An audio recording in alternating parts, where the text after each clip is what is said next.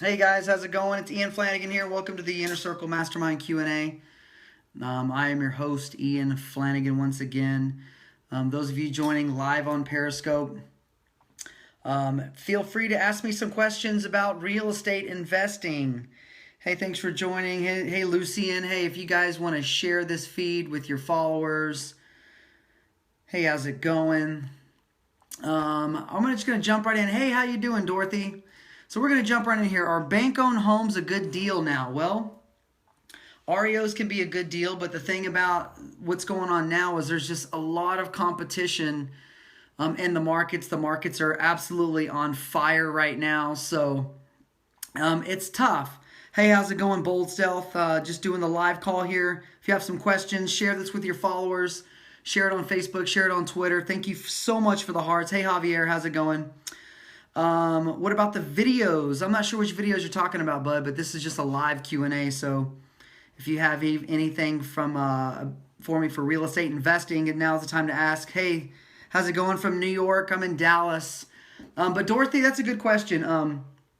The way that you really need to approach REOs is you really just have to have your private capital or your hard money lined up. Do your due diligence on the property. Run your CMA reports. Know exactly what the value is. Get in there. Know exactly what it's going to cost you to repair them, and just make your offers accordingly.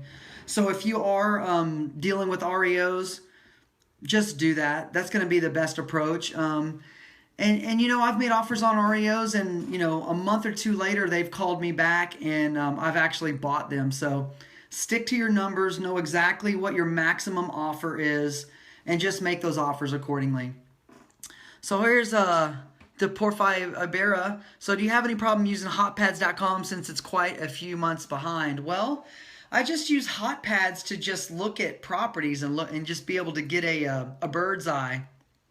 Strictly Rich, how's it going, bud?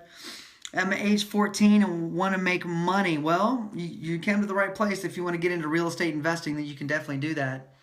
No, I do not work at RE/MAX. I'm with EXP, the most powerful cloud brokerage on the planet. EXP Realty. You know, but hotpads.com, you just want to look at it as a resource.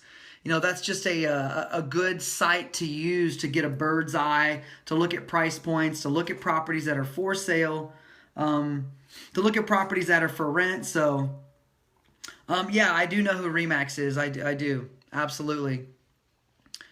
So, hey, thanks, guys, for joining me on Periscope. If you have some questions, toss them in there. Thank you so much for the hearts. Just depends. I got a couple bucks in my pocket.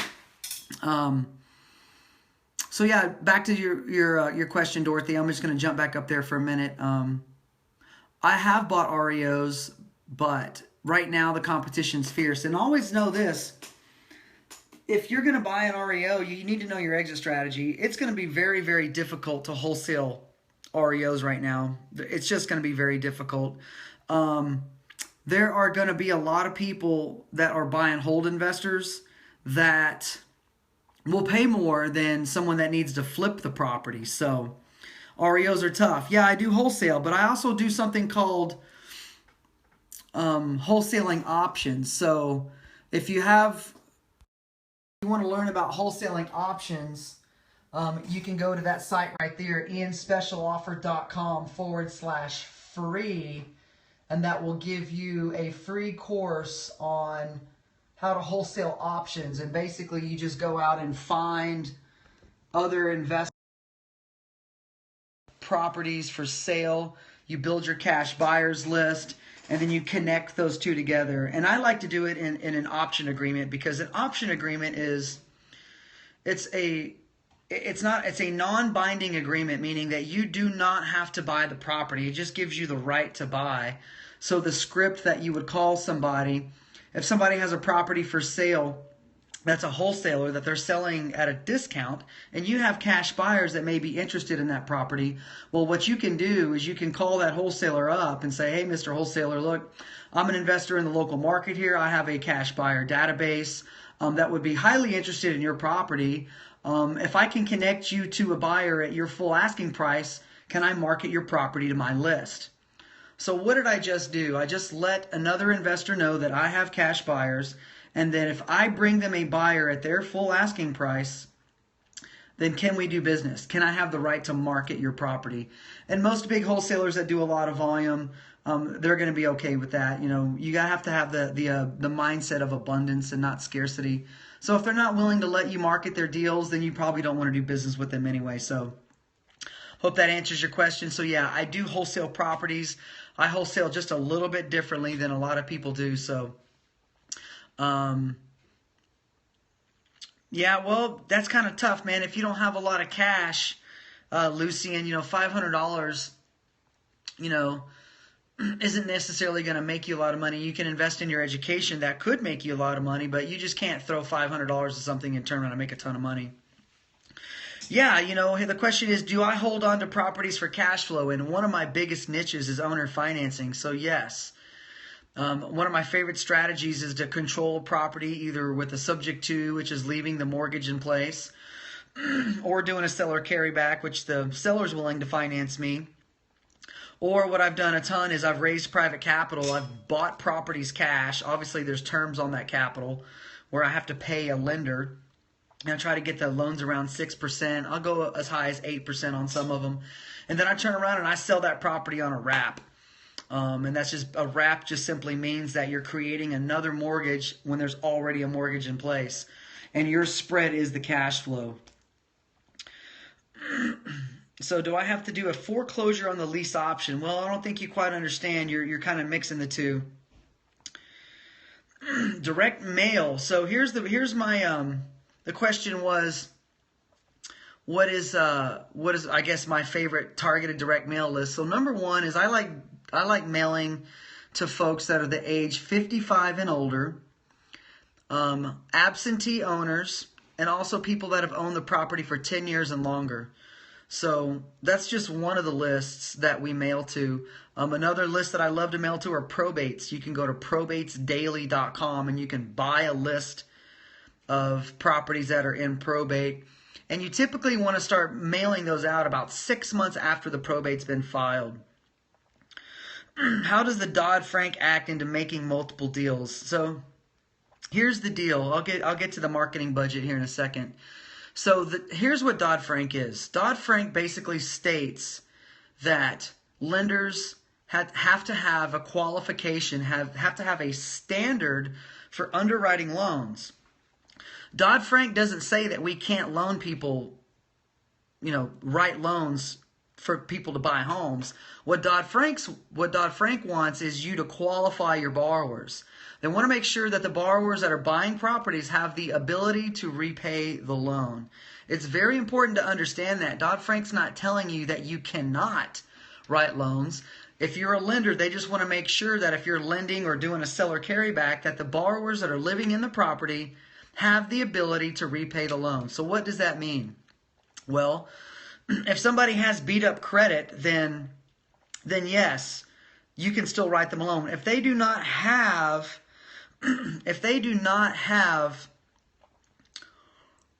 money, then you shouldn't loan them the property. You shouldn't sell them the property, give them a loan to get in the property. Make sense? So yes, they have to provide 2 years of tax returns, bank statements, work history, so on and so forth. So, you know, you have to underwrite them properly. Is the amount of owner finance allowed in Dodd Frank? I'm not exactly sure what that means. All Dodd Frank is a federal regulation, and it was written for the big banks. $2 billion in assets and larger. 500 or more transactions. Dodd Frank was written because of the large banks, of what they did in the early 2000s all the way up to, 2006, 2007. So I hope that clears it up. We use a licensed loan originator to process all of our buyers. I'm trying to read and then also answer these questions at the same time. Suggestions on how to spend money on marketing. Well, I actually do have commercial properties for sale. I have a whole list of them. There's a lot of things that you can do that are free marketing, which are outbound phone calls. You can do a ton of that. calling people that have houses for rent, calling for sale by owners, calling property management companies, and just simply asking them if they're looking to sell. If they're renting, ask them if they'd be looking to rent long term with the option to purchase, and try to lease option in. If there's no equity in the deal, then no, it's not doddfrank.com. You can go to the Consumer Protection Finance, cfpb.gov, and you can read about that. If you try to get a lease option on a property, if there's no spread on it, then you can just wholesale that option. Basically, get the property under contract under those terms and then wholesale them. Yes, I love VAs. And if there is a spread in the deal, if you can negotiate a low enough payment on the front end of the transaction, then yes, then you can sandwich the deal. Then you can sandwich lease option that.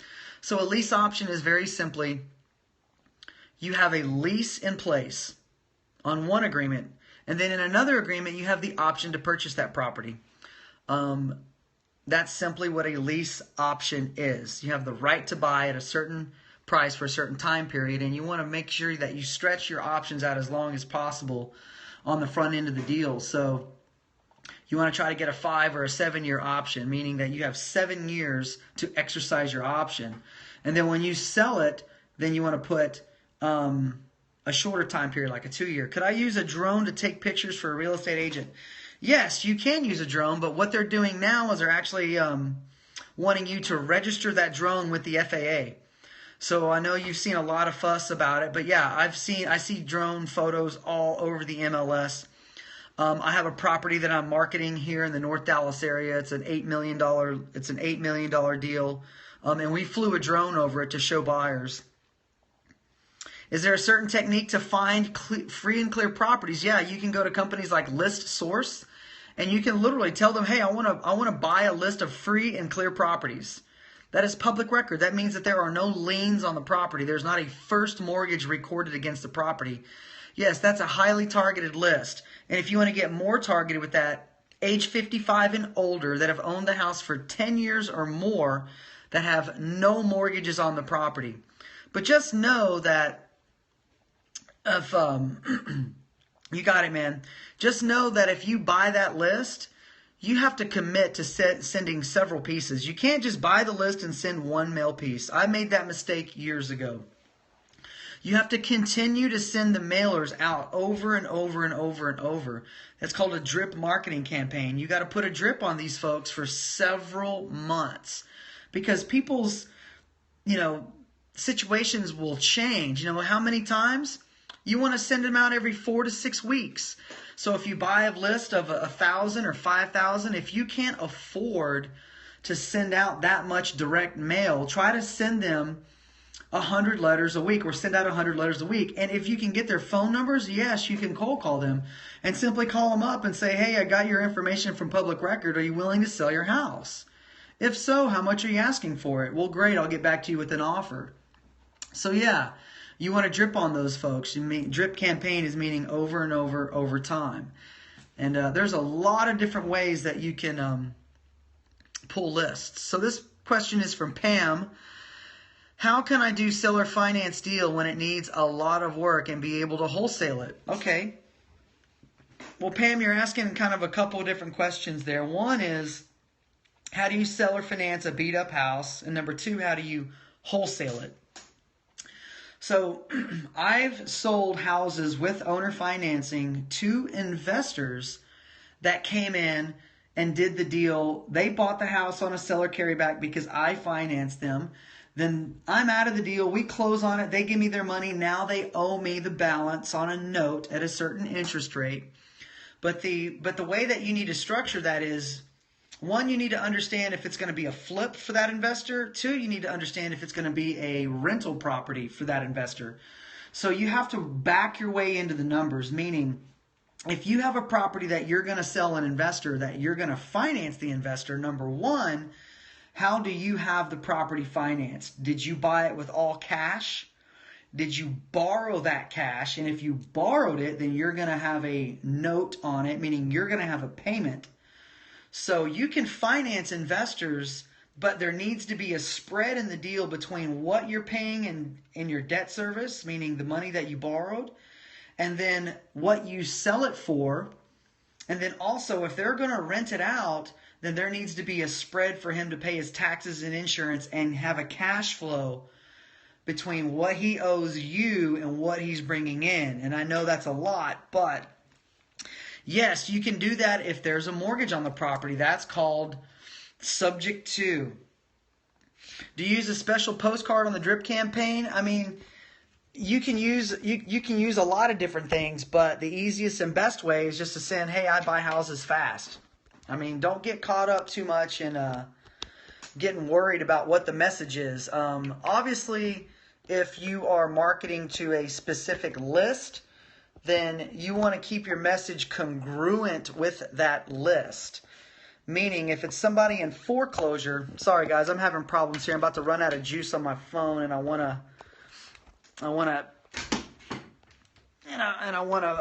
plug it in here. So sorry about that.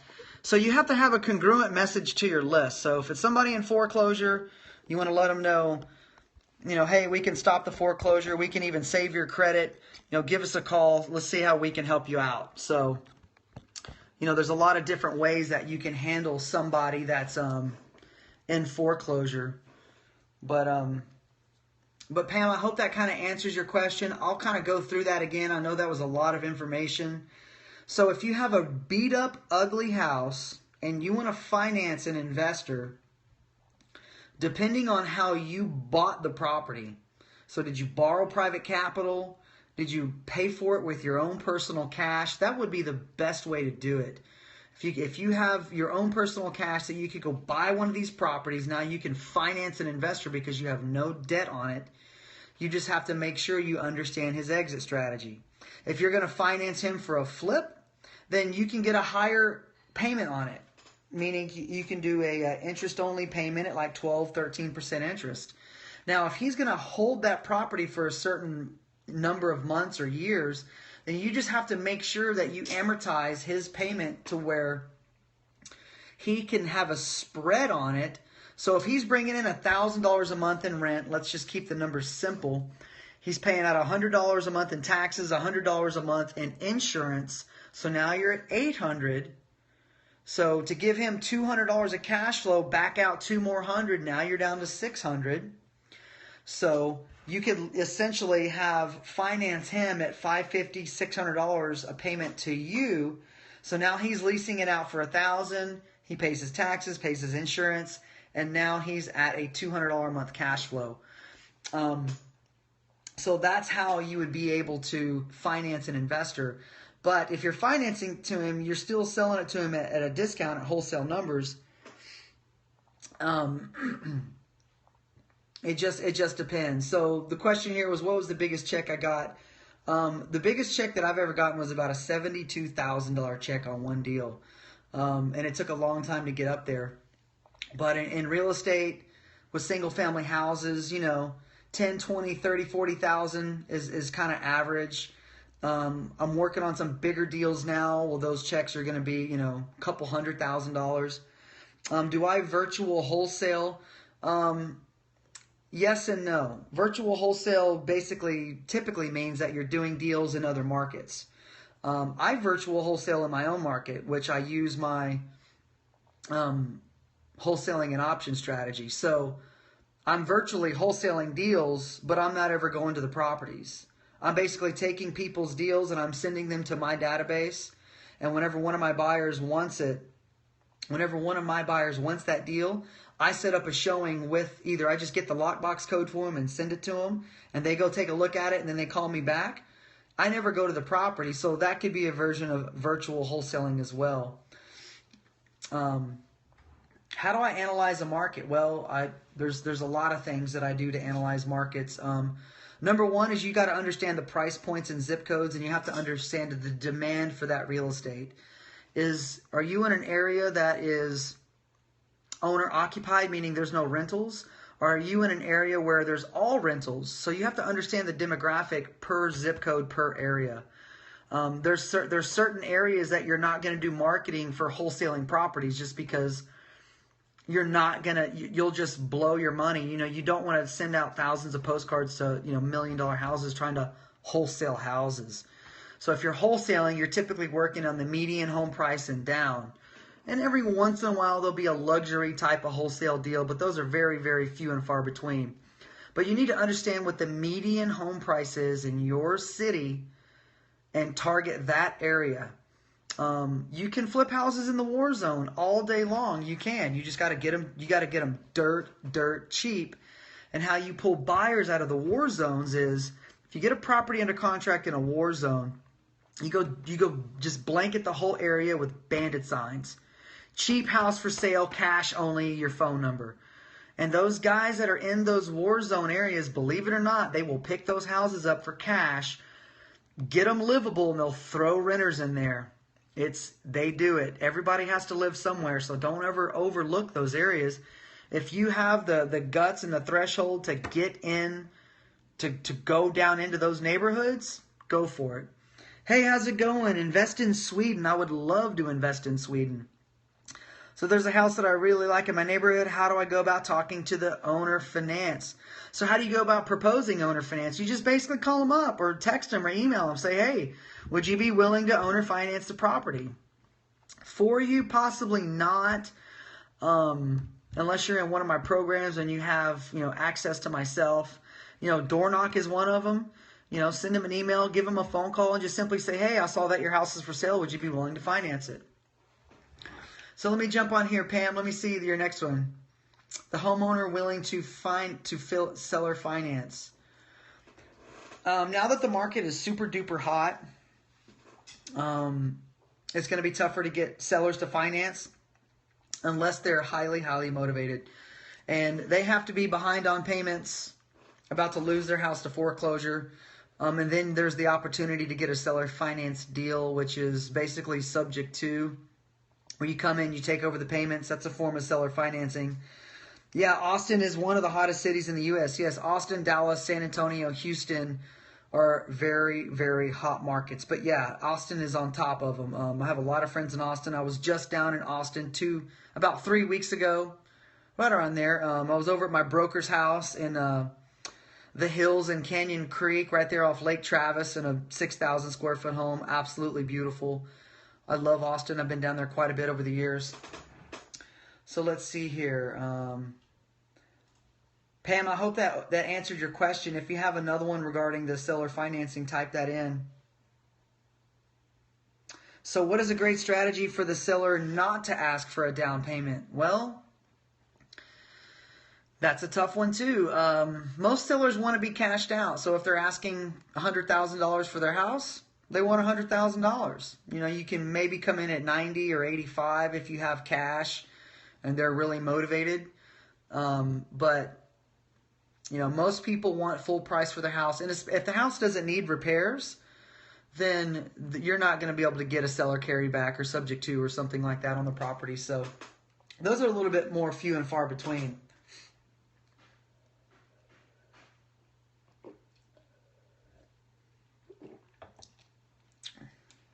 Do I like PPC?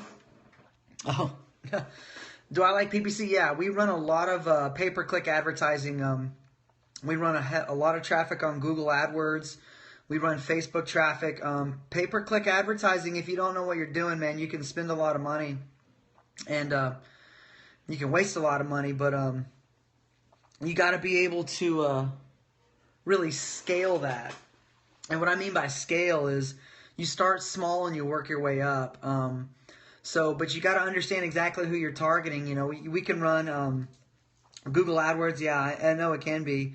But pay-per-click advertising is huge. I'm friends with a huge wholesaler out in Phoenix, and he spends $2,000 a day on pay-per-click advertising. And I saw his Google AdWords campaign. He actually sent it to me, and it was unbelievable. Yep, that's who it is.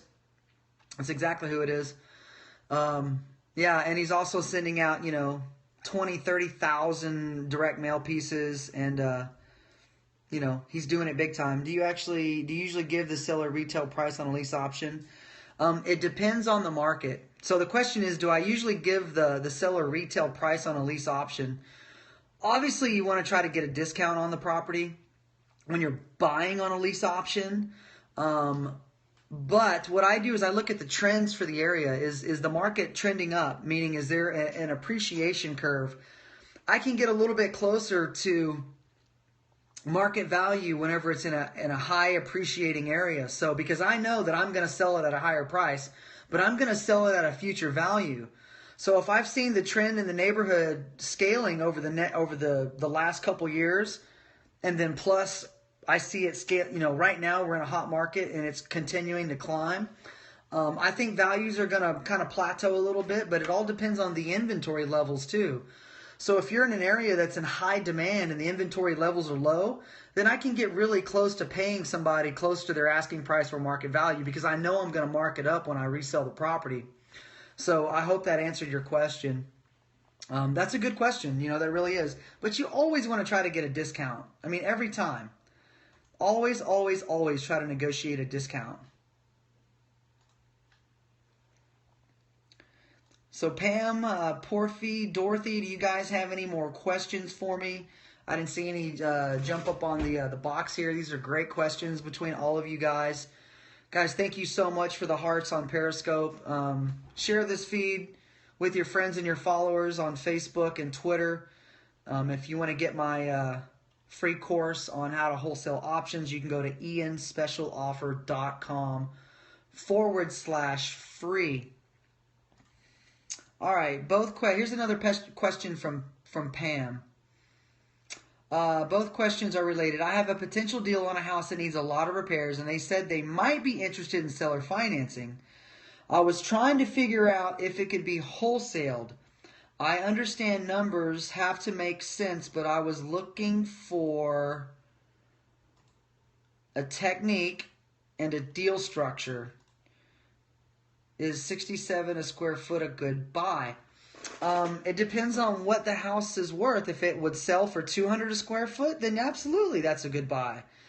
When houses need repairs, you always, always, always have to fall under the wholesale numbers, meaning the wholesale offer formula, which is typically 70 cents on the dollar minus the cost of repairs is your maximum allowable offer. That's if you plan on buying it and renovating it.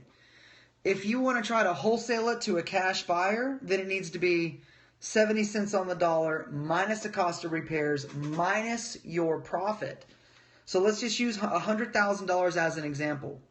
If the house has a after repaired value of $100,000, so 70% times 100,000 is 70,000. If the property needs $20,000 in repairs, now you're at $50,000. Now, if you want to try to wholesale it, make 10 grand, your offer is $40,000. So it doesn't matter what's going on with the house. If it needs repairs and it needs that much, that's your offer, period. I have a house that's really nice, has been updated since the early 90s. Do you negotiate?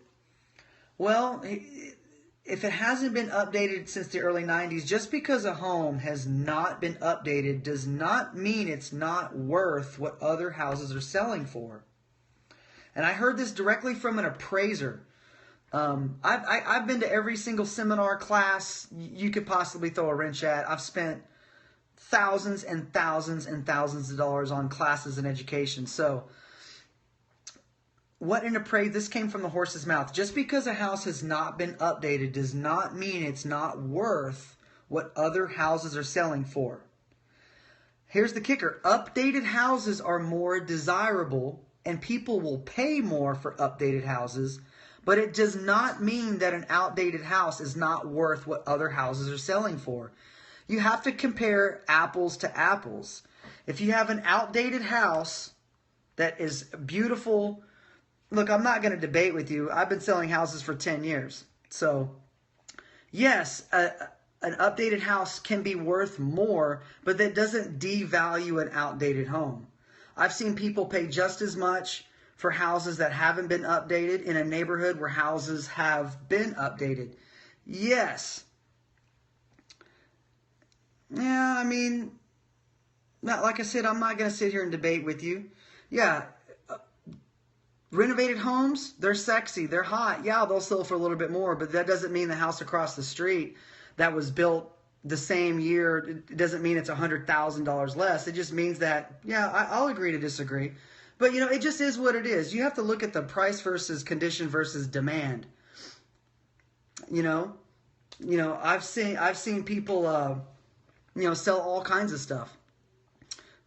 I mean, it is what it is. You never know. But if it's a funky house that's outdated, then shit, no, nobody's going to pay market value for that house. But if it's a nice, beautiful home in a nice neighborhood, just because it still has the wood paneling that was solid oak, you know. I have a guy coming in from Turkey. Hey, I'm doing great, man. Thanks for jumping on the call. So let me get back to Pam's question. So if they would be interested in seller financing and the house needs repairs, then you still need to get to your cash numbers. It is what it is. You need to get down to your cash numbers and then negotiate the terms of the seller financing in that way. So it just depends on what they're willing to take. They may want a lot more for their property, but it just depends. It just depends. You have to, even if you're going to try to get them to carry the house back, as seller carryback, they still need to be able to get down to those numbers. So there's a house assessed at $1 million, but everything around is $200K. How should I approach? Assessed at $1 million, asking $200,000. I would need to know a little bit more information about that. I have a friend out in Delray Beach that sent me a deal in an area where houses were selling for $1 million, $3 million, $4 million, all in the same area, right on the beach. I think it was an auction.com property. They sent it to me, asking me what I thought about the deal. They were thinking they wanted to go in and renovate it. The asking price was $185. I was like, okay, something's off about that. Come to find out, after a little bit more research, the house was subject to $385,000. So I would say if it's a $1 million and everything else is $200, then go for it. Just run your numbers, man. Just look at the area. If there's $1 million homes all around, and this one particular house is $200,000, first of all, I'd ask what's going on with the property? Is it, is it the same square footage? But the seller wants $850K. That's a little different. That's not $200,000.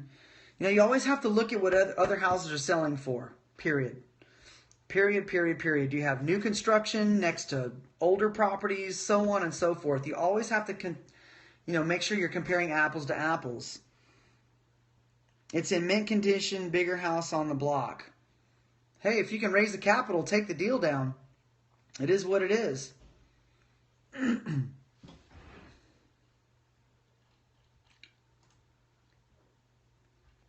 So Pam and Dorothy, if you have any more questions, go ahead and type those in.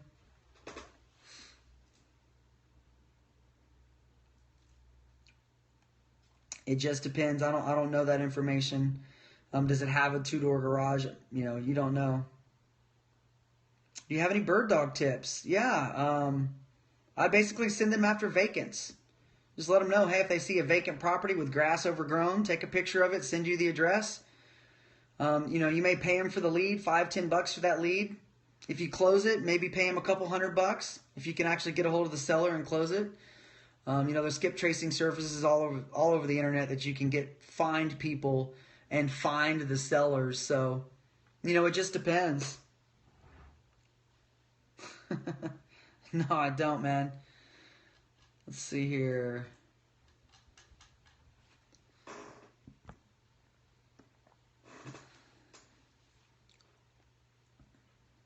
All right, guys, we're getting close to the hour coming up. This is how we time always flies fast here. So I'm going to drink some water here.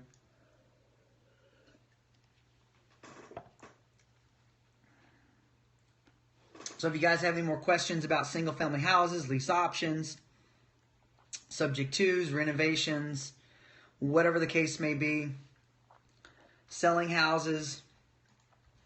All right, Porty, I am new to real estate investing. I am enjoying this call. I hope I can jump on some deals very soon. So you can jump on deals very soon, and if the fastest way that I found, if you're an investor and you're not licensed to profit from real estate, is just connect buyers and sellers. I call it a matchmaker strategy. That's how I got started in real estate, and I still do it today when it makes sense. So it's okay to true cats bring up the value of renovating homes. A real estate agent I talked to told me. You mean like cats, like domestic house cats? Is that what you're talking about? I saw some goofy thing online the other day about cats being at showings. Do you have to have a service company to work the payments or attorney?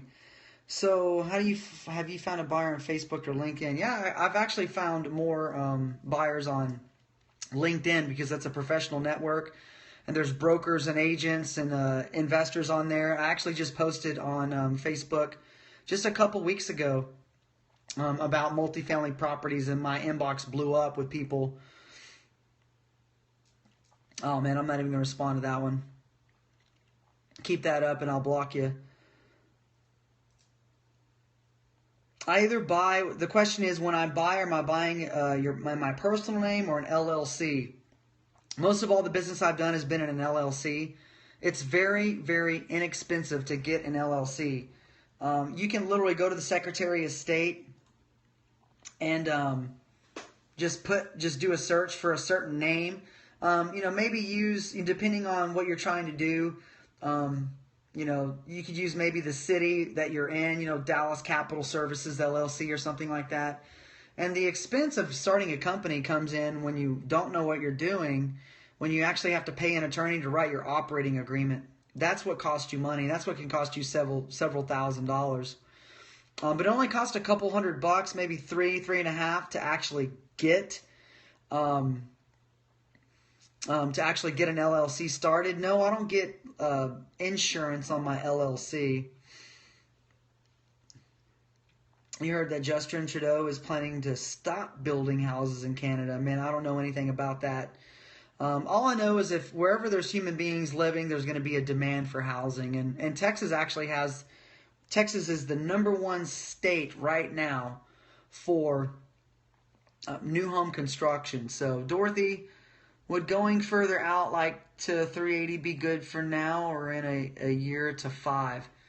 380, yes. 380 would be great right now. Texas is a city, not a state. Yeah, well, there is cities called state, but I live in the state of Texas, and there's some people on the call that are in the state.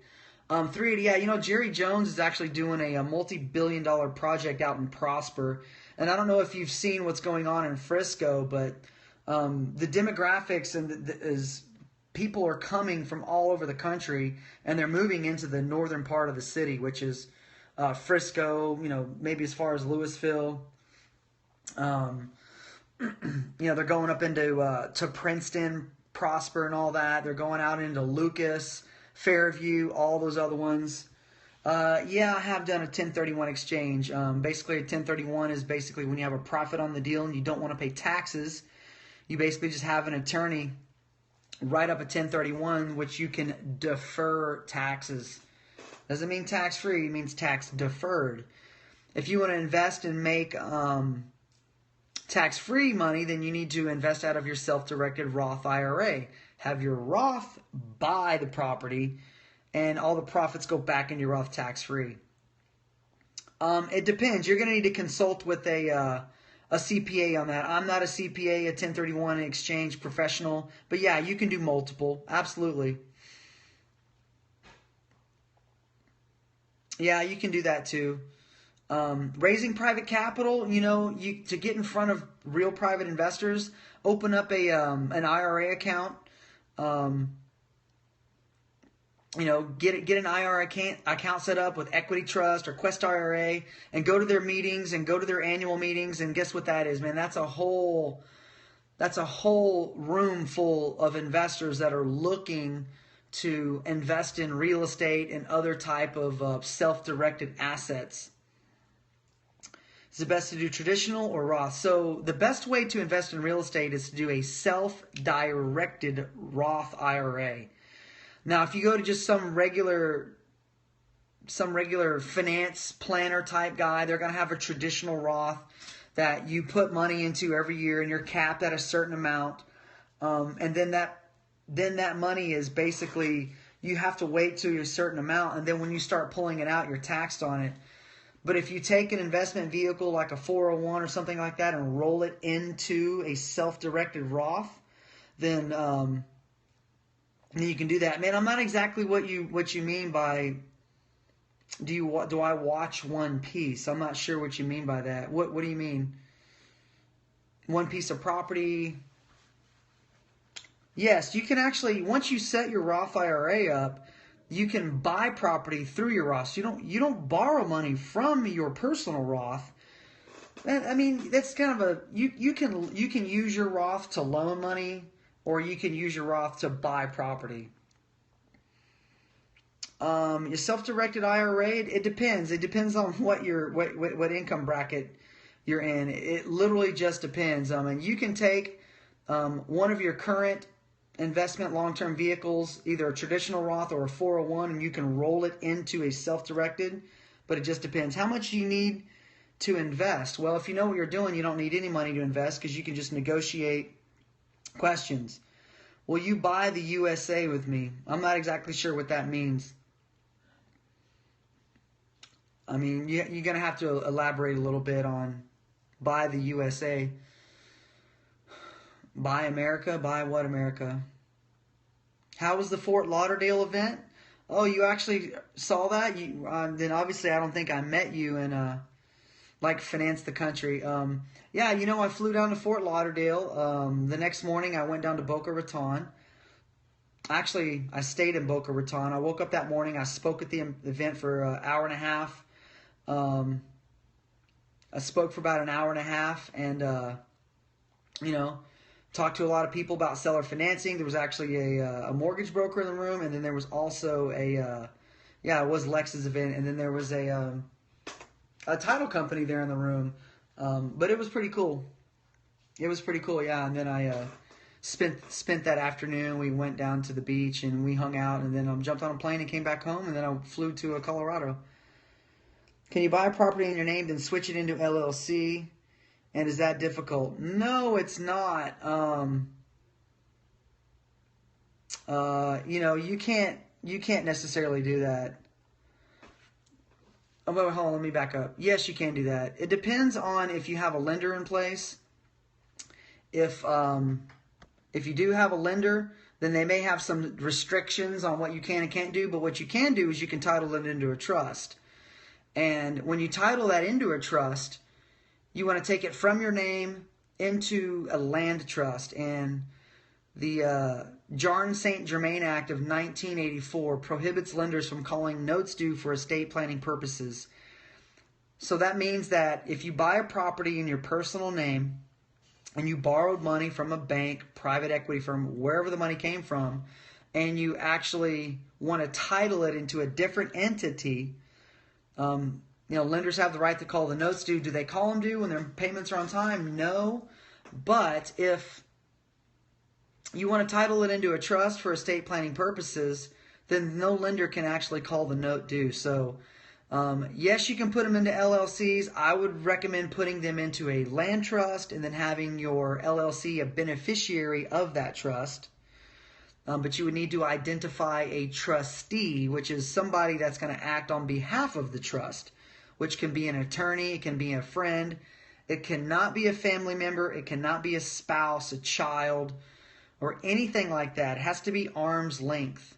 So, yes, you can definitely transfer the titles. And land trust or LLC, which is best for taxes? It just depends on how you're set up. It depends on what the purpose of that asset is. If it's your personal residence, then you're writing off the interest. It doesn't matter.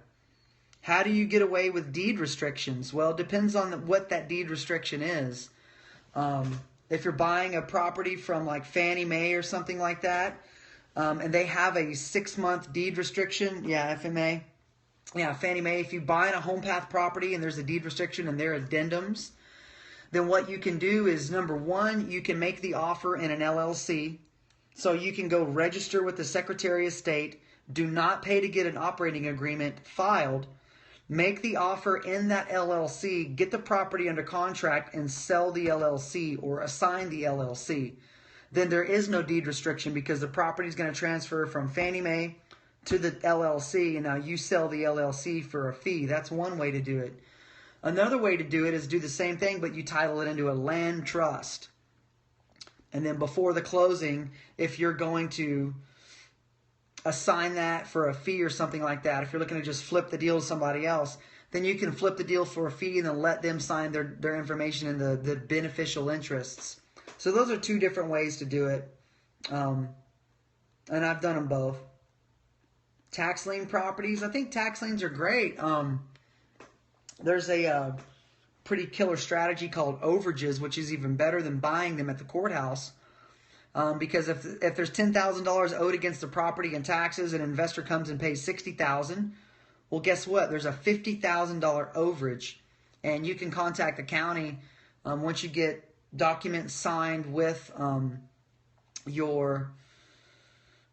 once you get documents signed allowing you to go get the overage, then there's $50,000 there. So it's kind of a backdoor strategy. And if you're on my email marketing list, then I'm actually going to be doing a webinar with Bob Diamond here in a week or two, and we're going to be talking about that exact strategy and how you can get involved with that. So it just depends. It just depends. Yeah, but when you're buying tax lien properties, you have to have cash, and you have to have cash that's liquid. You can't go down to the tax auction and buy a tax property, put it under contract. So, yeah, it's going to be a webinar with myself and Bob Diamond, but it's going to be in a couple weeks. So if you're on my email list, then you'll get notification of that. If you want to get on my email list, you can go to ianspecialoffer.com/free, input your information there, and you'll probably be notified of the webinar that's going to be coming up. So guys, we are about 9 minutes left on the call, and I'm going to keep it right to 7 o'clock because I have some more appointments that I have to get to this evening. So ianspecialoffer.com. Here, I'll actually show you what that looks like.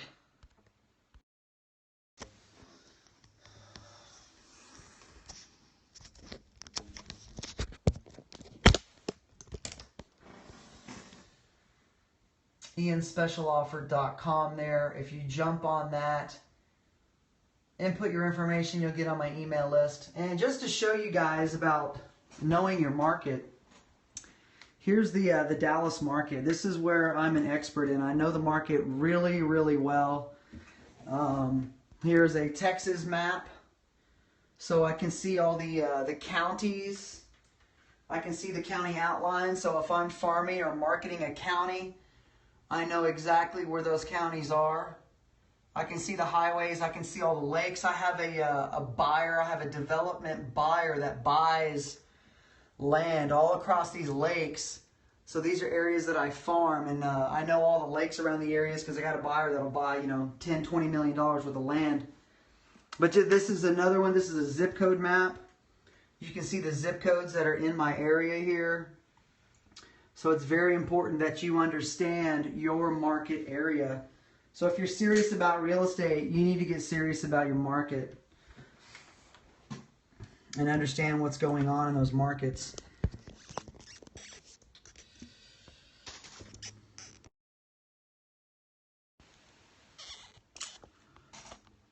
All right.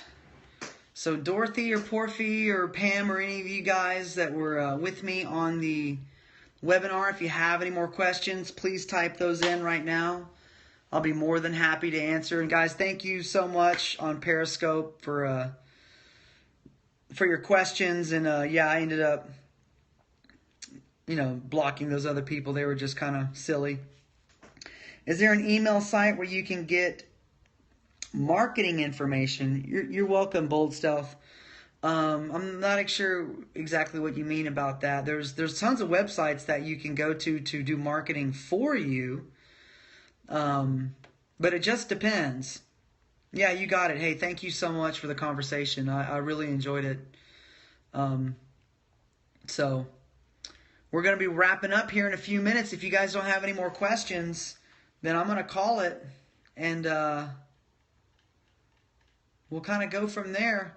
And until the next time, Pam, you got it. Thank you so much. If you have any further questions about the area or what's going on, just send me a question. Log on to the Inner Circle website, and there's a you got it. Hey, thank you so much on Periscope. And there is a box that you can type questions in, and those come over to me. So if you need some deal support or something like that, feel free to reach out, and we'll go from there. Hey, you got it. Thank you so much, man. Love Zolo76. Hey, I was born in 74, so I'm guessing you were born in 76. So, awesome. Thank you. Bless you too.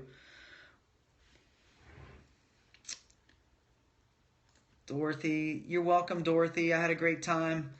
Porfy. Yeah, no, we do the call once a month. But since you're an Inner Circle member, then you have access to ask me questions. And log on to that Inner Circle, because there's a lot of marketing materials that I've used in my business. There's trainings, there's recordings of interviews that I've done, and there's also audiobooks. There's one audiobook, not audiobooks, there's ebooks that are in there, and there's one ebook that I actually was in with all the big whale investors that are in the country. You know, Ron LeGrand, you know, so I could just go down the list. I actually got an interview spot in that book. So make sure if you haven't logged into the Inner Circle and you are a member of the Inner Circle, send my support staff an email. Make sure you get your logins, because there's a lot of material in there. So those of you on Periscope that are not in my Inner Circle and want to be in my Inner Circle, then you can send an email to support@freedominvestingacademy.com. That is support@freedominvestingacademy.com. Send them an email. Tell them you want to be in the Inner Circle, and they will hook you up and get you into a login and all that. So those of you that are in there, make sure you log in. There's a lot of information that's in there.